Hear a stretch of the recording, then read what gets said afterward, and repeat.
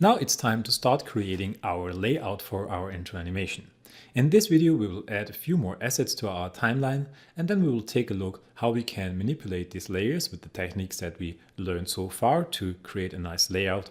And in the next step we will take a look how we can add effects to layers in After Effects.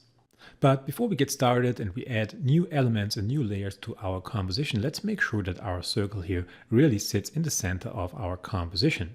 To check out whether something is in the middle of your composition, you can activate the grid and guide option. So if you click this little icon here and choose title and action save area, then you see that After Effects will display these lines here, and these guides can help you by positioning elements. For example, if you want to position a title, then it's recommended that you do not position it below these lines here, just to make sure that they are still visible when watched on a TV. And you also have these guides here that show you the middle of your composition, and right in the middle here, this cross shows exactly the composition middle.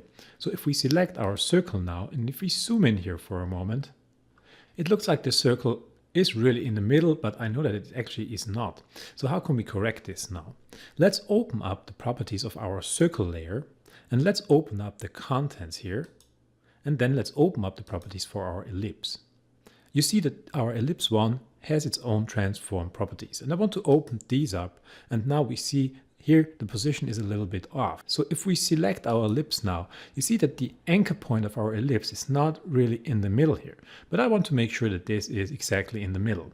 So what I can do now is I can just zero out the position here. If I zero out this position, that means that now this ellipse is right in the center of our composition, or to be more precise, in the center of our shape layer.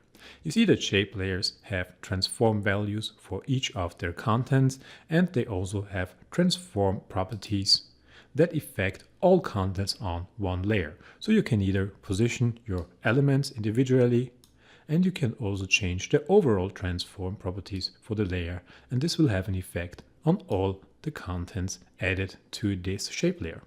So I will just click Ctrl and C, or press Ctrl and C 2 times to get my ellipse back to the middle. Now I can close all these properties. And I will also turn off my title and action save guides. And let's zoom out here. So let's get started, and let's choose our watercolor stain number 1 PSD here. And I want to position this a little bit better.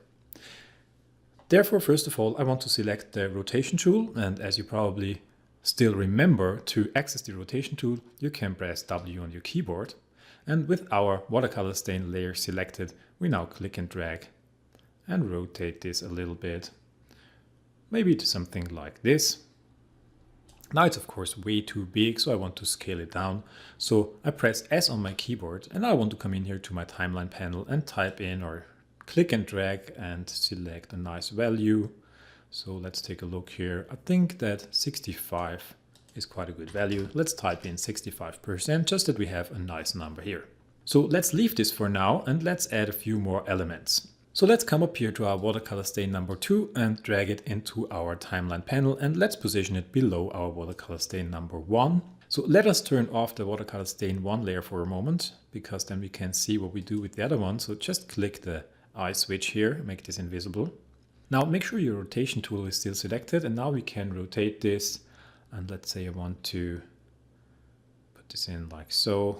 Also give it a little bit of a rotation. If you want to check out the values, then you can come in here and click R on your keyboard. Now we can see what we are doing. And now let's give it a value of, let's say, what do we have here? Minus 56. So let's say we just type in here minus 60 degrees just to choose a nice value. Okay, now let's take a look. I think that this looks quite cool. Now let's drag in our splatters movie, and let's position it above our 2 watercolor stain layers. And make sure that your time marker in the timeline is set to around 2 seconds, because if it's right here in the beginning, then you will not see any splatters, because this element is animating on through time. So let's position the marker here, the indicator, and then we can see what we are doing. Now with our layer selected, let's choose the rotation tool if it's not selected anymore. Let's press W on the keyboard to select it again. And now let's rotate this a little bit. And what I want to do now is I want to bring these few splatters here to this corner, approximately like so. That's pretty good. And now let's change to our selection tool by pressing V on our keyboard. And now with the selection tool selected, grab the layer and drag it up a little bit, that we bring out these few splatters here, like so. And now I want to scale this layer up, therefore I select the layer, press S on the keyboard to reveal the scale properties here in my timeline panel. And now we will type in, let's try 115% to make this a little bit bigger. I can come in here and reposition it a bit so that these splatters here do not exceed our screen border. So let's say this looks good for now. Okay. Now let's drag in the next element, which is our brush PNG sequence, and let's position it right on top of all of these elements, but below the circle, of course. And what I want to do here is I want to take a look which direction this is animating. So you see it animates from left to right. And in my final animation, I want it to animate from this point here down here. So what I will do is I will select my rotation tool, press W again, select my layer. And now let's rotate this like so. If you want to see the values, then we can come in here and press R on our keyboard to reveal these properties here. Let's see, maybe an angle of 40 degrees is nice. So let's put in here 40. I always prefer to work with straight numbers if this is possible. Now let's press S on our keyboard with our layer still selected, and let's scale this down a bit.